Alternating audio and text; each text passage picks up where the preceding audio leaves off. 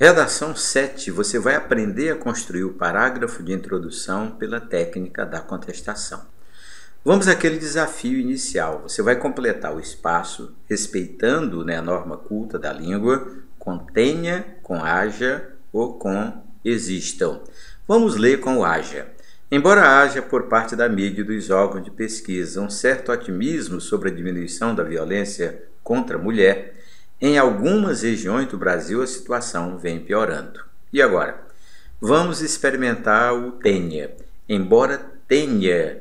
E agora? Esse embora tenha, será que faz sentido para a frase? Lembre que originalmente ter significa possuir. O sentido não é de possuir, portanto vamos condenar o emprego do verbo ter. Já descobriu qual é o sentido? Naturalmente é de existir. Aí a gramática permite que você construa a frase com o verbo haver ou com o próprio verbo existir. Leia agora. Embora haja, por parte da mídia e dos órgãos de pesquisa, certo otimismo sobre a diminuição da violência contra a mulher. É a construção perfeita. Então, você já está com a letra B de bola. Mas, igualmente perfeita é a construção com o verbo existir, embora exista. Bom, o alerta é, se você constrói uma frase como essa primeira da nossa redação, e o sentido é de existir, não use o verbo ter. Empregue o próprio verbo existir ou empregue o verbo haver. Perfeito, então? Então vamos agora à técnica da contestação. Veja os detalhes. Na introdução, você pode contestar o que se apresenta como verdadeiro. E aí você vai observar aqueles 3 detalhes básicos. Você pode refutar o que é apresentado como senso comum, mas tende a apresentar justificativas. Não é uma contestação vazia. Claro que você, no desenvolvimento do seu trabalho, vai apresentar os argumentos para tal contestação.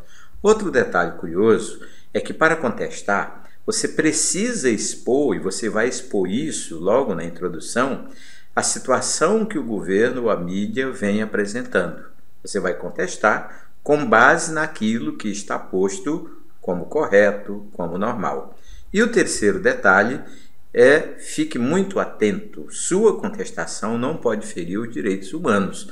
Você, naturalmente, leva 0 se fizer qualquer parágrafo da redação com ideias que firam os direitos humanos. Então vamos ao exemplo completo. Leia comigo. Embora haja por parte da mídia e dos órgãos de pesquisa certo otimismo sobre a diminuição da violência contra a mulher, em algumas regiões do Brasil a situação vem piorando.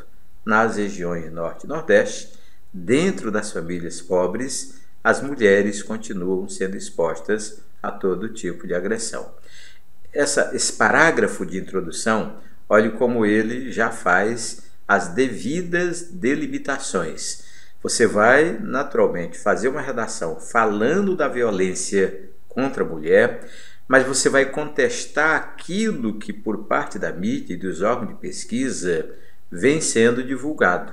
Ou seja, o otimismo sobre a diminuição da violência contra a mulher é um otimismo que você vai provar que não se justifica, principalmente quando olha para as regiões Norte e Nordeste do Brasil. Tranquilo, então? Então vamos apresentar a você aqueles tópicos da norma culta que vão enriquecer o seu trabalho. Por exemplo, embora tenha certo otimismo, você sabe que o verbo ter, nesse caso, está, digamos, com emprego muito equivocado, porque a ideia não é de ter, a ideia é de existir. Então, liberdade para usar embora exista ou para usar embora haja, os dois são perfeitos, fique muito atento à concordância verbal. Nesse caso não há problema, porque você não tem a lógica de plural.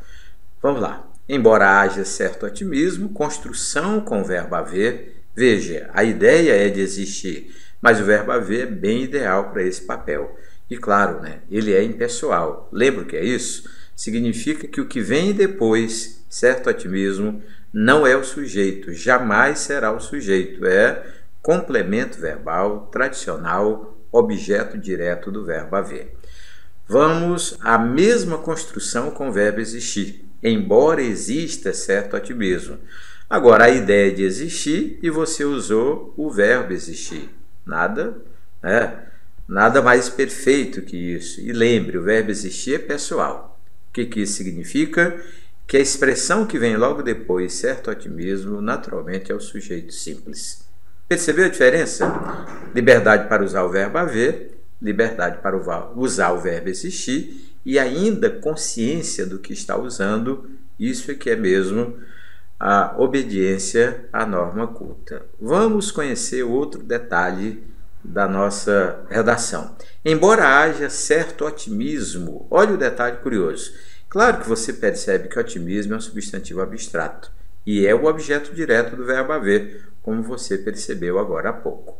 O que eu quero discutir é que a palavra certo, olhe para ela, está antes do substantivo. Você percebeu qual é o efeito de ideia? Quando eu digo embora haja certo otimismo, significa embora haja algum otimismo. Nessa posição, antes do substantivo, naturalmente o certo é pronome indefinido. Percebeu o detalhe? E agora olhe como nós poderíamos construir embora haja otimismo certo, com o substantivo e o certo colocado depois do substantivo. Qual é o efeito agora? Nós sabemos o que é otimismo certo, aquele otimismo que é verificado, aquele otimismo que foi calculado, e aí temos um valor diferente para a palavra certo. Agora é adjetivo.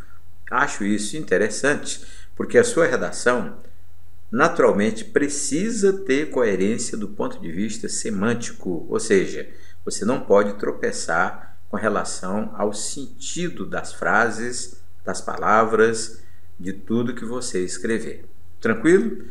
Bem, meu amigo, minha amiga, você já se inscreveu no meu canal? Quando você se inscreve, você ganha um professor particular de língua portuguesa totalmente dedicado a tirar suas dúvidas, a orientá-lo quanto ao estudo da língua, da literatura, da redação.